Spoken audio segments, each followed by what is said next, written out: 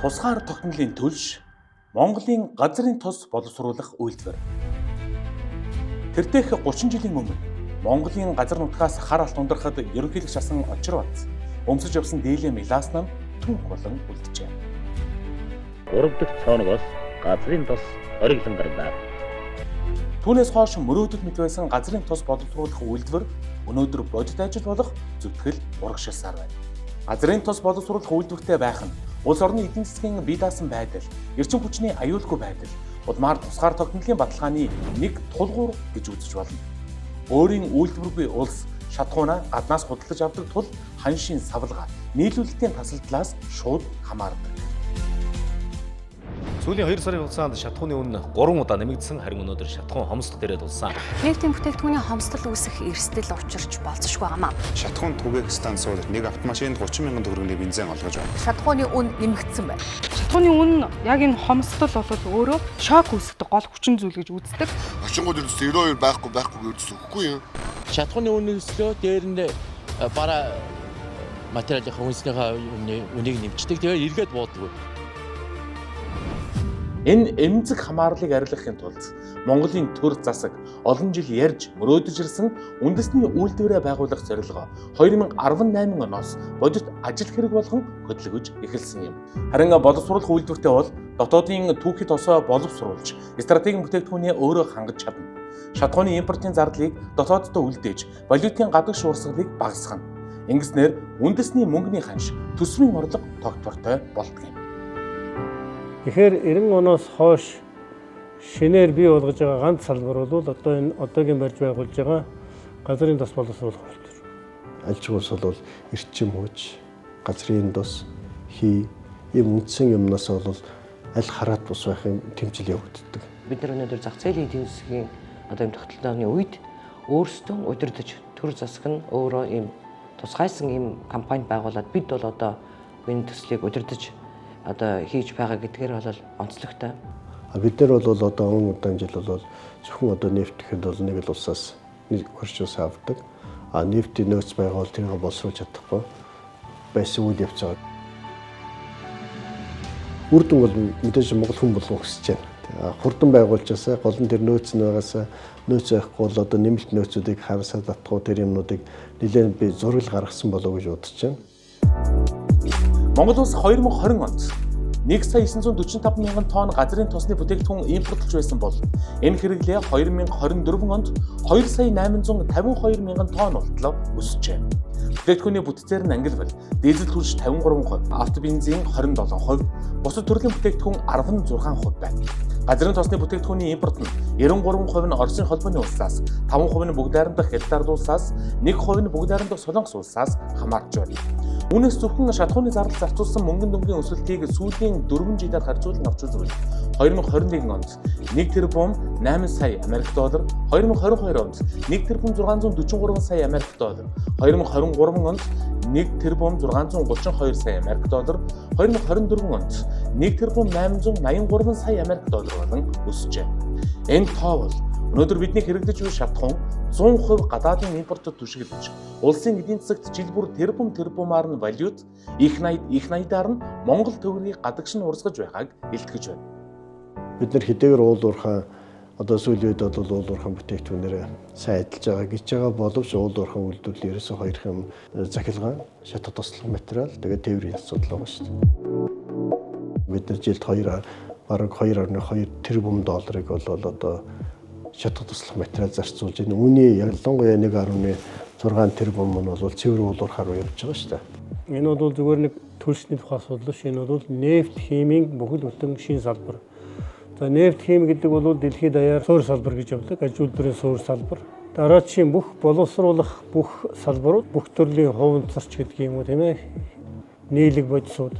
Газрын тос бөгөөд байгалийн хийг гүнзгий боловсруулсны дараа бий болдог бүтээгдэхүүн. Тийм учраас бол өнөөдөр хэрвээ бид нар энэ үйлдвэрийг хурдан ашиглаж чадах юм бол тэр хэмжээгээр дэж ойлгомжтой. Валютын өрсөлдөө дотоод үйлдэл тэгээ үйлдвэрлэл явагдана. Тэр талаас бол харж байна. Аж үйлдвэрлэлийн процессыг ахаад нэг шат ахиулах гэдэг талаас энэ үйлдвэр бол маш чухал ач холбогдолтой гэдгийг нэгдүгээр хэлье. 2015 онд улсын хурлаас газрын тос боловсруулах үйлдвэр байгуулах шийдвэрийг анхлан гаргаж, засгийн газар олон улсын санхүүгийн өгүүлбэр хайж эхэлсэн. Энэ үед Монгол улсын стратегийн түвш энэтхэг улс гар сунгаж хоёр улсын төрийн дэд түвшний харилцааны үр дүнд энэтхэгийн засгийн газрын хөнгөлөлттэй зээлээр үйлдвэр барих түүхэн тохиролцоод хүрсэн юм. Үйлдвэрийн техник эдийн засгийн үндэслэлийг батлуулж үйлдвэрийг барьж байгуулахаар шийдвэрлсэн нь бол 2019 оны эхэнд байдаг. Ингээд 2019 оноос эхэлж үйлдвэрийн инженерчлийн ажил эхэлснээр бол төсөл хэрэгжиж эхэлсэн юм аа.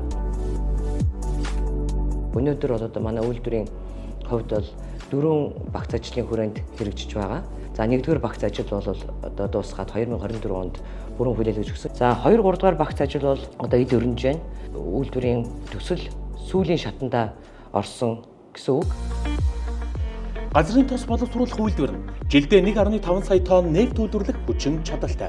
Түүнээс шингэрүүлсэн шатдаг 28 мянган тонн, 95 октонтой автобензин 396 мянган тонн, дизелийн түлш 824 мянган тонн, онгоцны түлш 80 мянган тонн, зуухны түлш 17 мянган тонныг тус үйлдвэрлэх хүчин чадалтай. Үзэгчдэнд нэгэн зүйлийг тодорхой тайлбарлая. Монголын газрын тос боловсруулах үйлдвэр Дорногов аймгийн Алтан ширээ сумын нутагт Сайн шант хотоос 18 км-ийн зайд байрлаж байна. Харин газрын тосыг түүхийн илээр хангах нефтийн орж Дорногов аймгийн Матад суманд байрлаж байна. Энэ хоёр байршлын хоорондын зай 527 км. Эрхэм үзэгчдэнд би нэг сонирхолтой зүйлийг танилцуулах гэж байна. За энэ бол Монголын газрын тосыг тээвэрлэх, газрын тос дамжуулах хоолой. Яг ийм хоолой буюу нэг ширхэг энэ хар хоолой тус бүртээ 12 метрийн урттай. Нийтдээ 44 мянган ширхэг хоолойгоор 3 аймгийн 8 сумын газар нутгийг дамжаад 527 км тууш ийм хоолойг угсарч, гагнж, холбож газрын гүнд суйрлуулсан байгаа.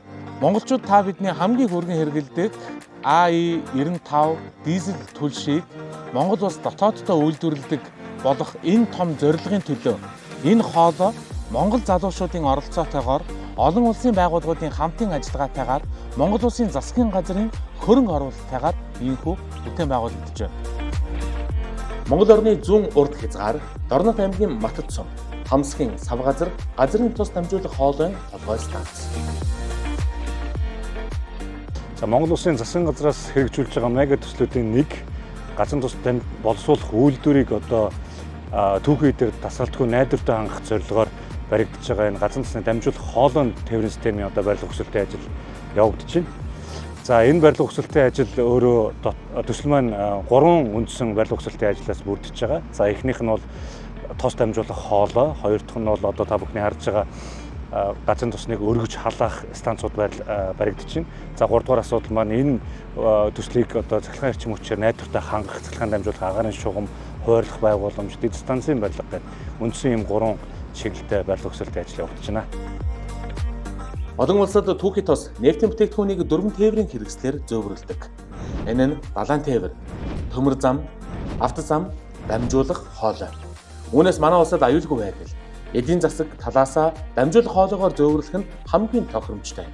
Газрын тос дамжуулах хоолой барих төслийн гүйцэтгэгчээр Бүгд найрамдах хятад ард улсын төрийн өмчөд Norinco Group шалгарсан бөгөөд нийт 527 км урт өргөх, халаах, насос бүхий түүхий тос дамжуулах хоолойн бүтээн байгуулалтын ажлыг гүйцэтгэж байна. За өнөөдрийн байдлаар бид 520 мянган метр буюу 520 км-ийг гагнаад за гагнуурын 12 м тутамд үйл эвдэх сорилын 3 төрлийн шалгалтыг хийгээд баталгаажуулаад шаардлагатай засвар үйлчлэгээ хийгээд за энэний араас бид 466 км-ийг буулгаад байршуулад булаад ингэ явж байна. Малын бэлчээр хязгаарлахгүй, машин техник хэрэгсэл, хүний явах, зорчих хөлгөөний хязгаарлахгүй юм давуу талтай. Бас энэ орон нутгийн газрын алба холбогдох хүмүүстэй бас ярилцаж ганц ч айлын давхцалгүйгээр бас энэ трассыг баталж өгсөн. За тэгээд түрүүн бас ярьсан бэлтгэл ажил дээр бид бас яг энэ дамжуулах хоолойн трассын хажуугаараа сервис рүү буюу технологийн замыг бас тавьж өгсөн байна. Тэгээ энэ технологийн замаар орон нутгийн маш олон иргэд машинаараа зорчиж байна.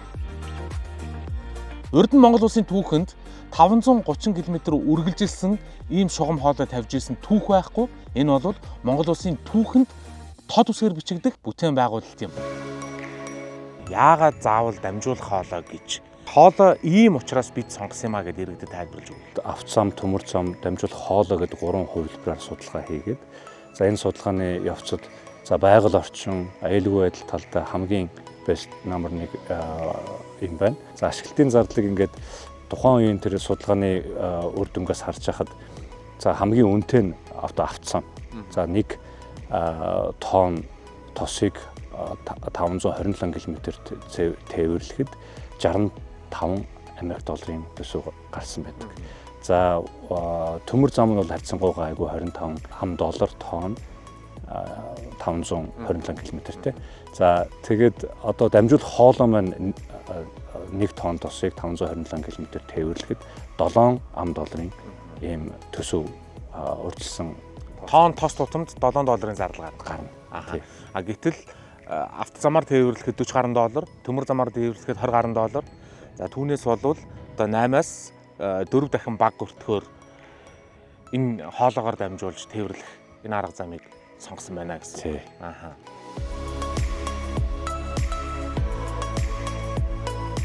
Иргэд бол энэ газрын тос чинь олборлож байгаа газрын дорн аймаг буюу Монгол орны зүүн захад үйлдвэр маань дорн говьт. Тэгэхээр ингээд ийм хол барих нь зүйтэй юм уу гэж асуудаг. За энэ бол хэд хэдэн шалтгаантай. Газрын тос боловсруулах үйлдвэр гэдэг бол нэгдүгээрт гол дэд бүтцээ түшгэлсэн байх хэрэгтэй. Бид нэр одоо энэ нэгдүгээр төмөр замынхаа ойролцоо байршуулах хэрэгтэй. Хоёрдугаарт гол дэд бүтц гэдэг маань одоо Улаанбаатар Эрдэнэ дархныг хамарсан одоо төвийн район гэж ярьж байгаа. За дээрэс нь одоо энэ уул уурхай зонхилсон говийн бүс гэж ярьж байгаа. Тэр энэ хоёрын бол их бага хэмжээгээр голд нь бол оршиж байгаа. Алтан ширээс манайдагт. Манай одоо төр засгаас сайн шандын аж үйлдвэрийн паркийг байгуулна гэсэн шийдвэр байгаа шүү дээ, тийм үү? Тэгэхээр тэр талбай дээр барьж байгаа усны их үүсвэр бол одоо тэнд байна. Тийм учраас л тэр олон үйлдвэрийг тэнд барья гэж хэлсэн. Тэгэхээр дорндод барьчих гэж бодъё. За тосоо тээвэрлэхэд амархан тийм үү? Гэтэл үйлдвэрлүү чинь маш олон тооны одоо химийн бодис, бараа материал, тоног төхөөрөмж үргэлж ингэж татагдчихэдэг. Энийг аль замаар зөөх вэ? Хоёрдугаарт үйлдвэрээс маш олон төрлийн бүтээгдэхүүн гарна тийм ээ. Энэ олон төрлийн бүтээгдэхүүнийг бүгдээрээ аюултай, тесрэг дэлбэрэх аюултай. Бензин, дизель тийм үү? Шингэрүүлсэн шатдаг хий, зуухны түвшин. Энэ болгоныг өөрөөр зориултын одоо тусгай тээврийн хэрэгслээр тээвэрлээд иргэдийн зорчдог замаар, авто замаар тээвэрлэх гэдэг бол байхгүй байхгүй.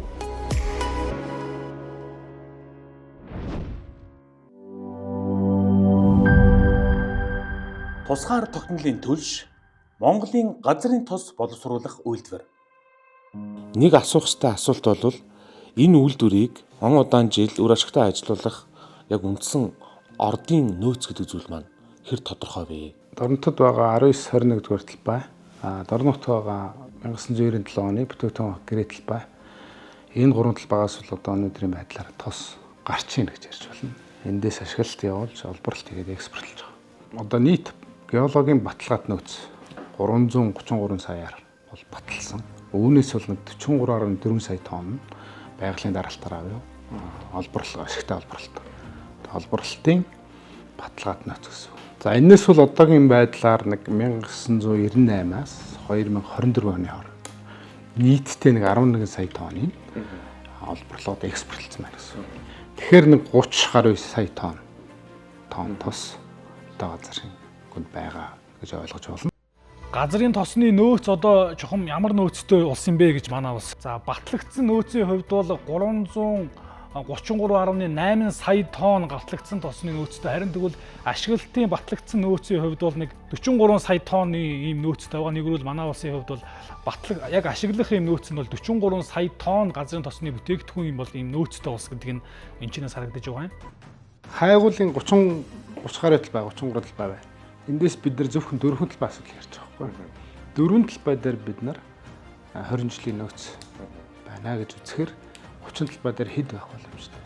Энэ утгаараач тэр хайгуул хийх гэж байгаа компаниуч тэр манай одоо ард иргэд ойлгож бидний л одоо нөгөө бензин шатхууны зардлыг бууруулах тийм ээ. Дотооддоо хийсэн юм чинь хямдхан байх хэрэгтэй. Өөрийнхөө нөөц болцоогоор гаргаж ирж байгаа юм бол манай улсад баялаг шүү дээ. Тэгэхээр бидний хайгуулын хийлгээд энэ одоо энэ бүтээн байгуулалт зориулж маш их хэмжээний нөөц бэлтгэсэн. Үзэгч та бүхэнд нэмэлт мэдээллийг дуулгахад манай улсын хувьд бол дэлхийн улс 190 гаруй улс оронд бол газрын тосны нөөцөөр ирэмблэхэд манай улс бол үндсэндээ 33 дугаар байранд ирэмлэгдэг гэсэн юм тоо мэдээлэл байна.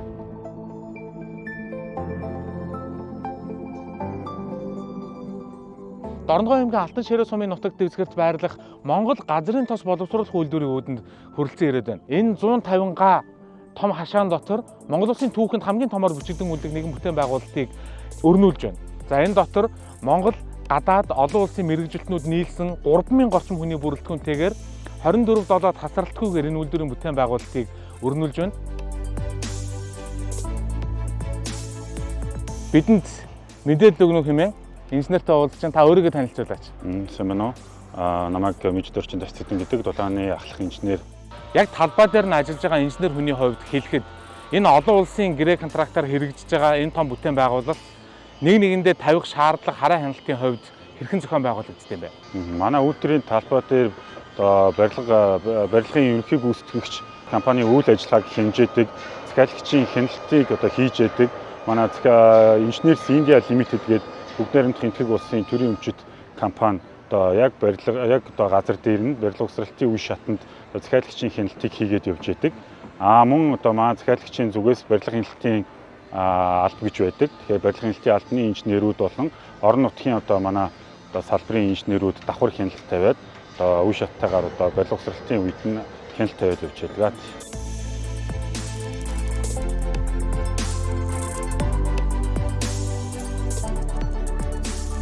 Би энэ төслийг хэрэгжүүлж эхэлтлээ энтхэг компани, энтхэг инженерүүдтэй хамтарч ажиллаж бол үзээгүй. За бас дотроо битүүхэндээ Европын инженерүүд энтрээс ямар юм бол энэ гэсэн бас тийм эргэлзээ бол байсан.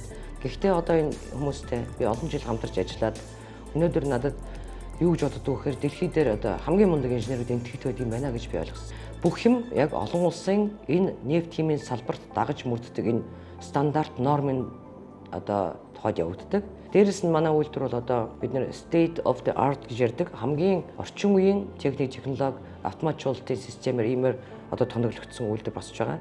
За манай энэ үйлдвэрийн төслийн менежментийн зөвлөгөөийг хийж байгаа үйлдвэрийн ерөнхий зураг төслийг зохиосон компани Engineers India гэдэг бол 60 гаруй жилийн түүхтэй энэтхэгийн газрын тосны байгалийн дэд үтсийн салбарын манлай болсон инженерүүдээс бүрдсэн энэ компани байгаа. За энд та бүгд харж байна. Энэ бол манай дизелийн сав. Нэг сав маань 14,000 м3, 22 м өндөртэй ийм манад 3 сав. Түүний дараа бол онгоцны түншний сав, гэх мэтлэнгийн ийшээ бензин үйлдвэрлэхэд хэрэгтэй MTB-гийн хадгалах сав, гэх мэтлэнгийн сав танкны маань барилга угсралтын хэсэг дээр ирээд байна бид.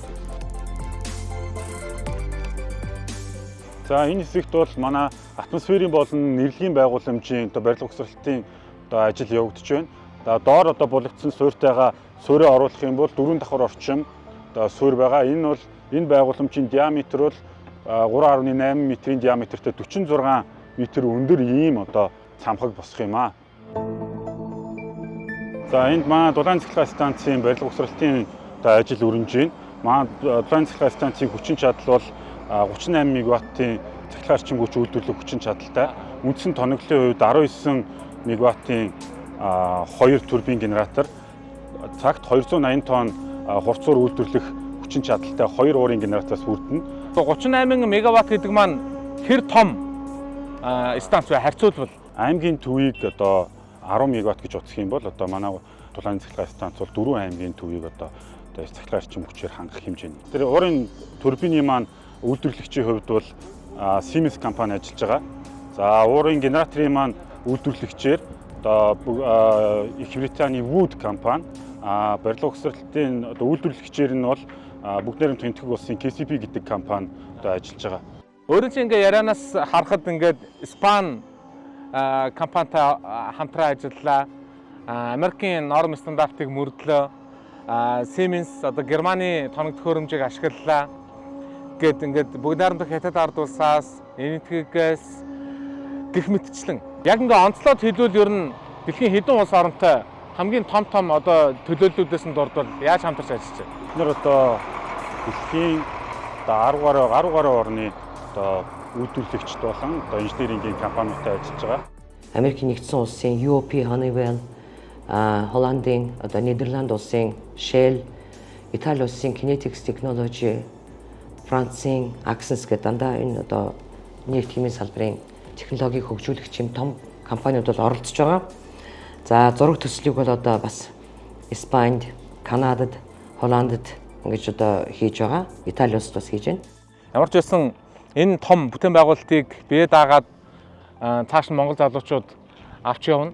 За мөн энэ том бүтээн байгуулалтын одоо тэг цэгээс нь эхлүүлээд бүрэн бүтэн болж дуусах хүртэлх энэ процессыг монголчууд сурч авч байгаа учраас энэ Монголын одоо бүтээн байгуулалтад Монголын ирээдүйн хөгжилд бас үнэтэй хувь нэмэр оруулж байгаа ийм мэдлэгийг энд бас авч үлдэж байна л гэж ойлгоо. Тийм яг зөв та тэгж ойлгож болно. Бид нар наривчлсан техник эдийн засгийн үйлчлэл 560 инженер технологийн одоо ажилчид одоо энэ үйлдвэрт маань ажиллана гэж одоо тооцоологдсон байдаг. Гэхдээ одоо бидний одоо тооцоож болж байгаагаар одоо үйлдвэр ашиглалтанд орсны дараа 1000 гаруй одоо залуучууд энэ үйлдвэрт одоо ажиллахаар одоо төлөвлөгдөж байна.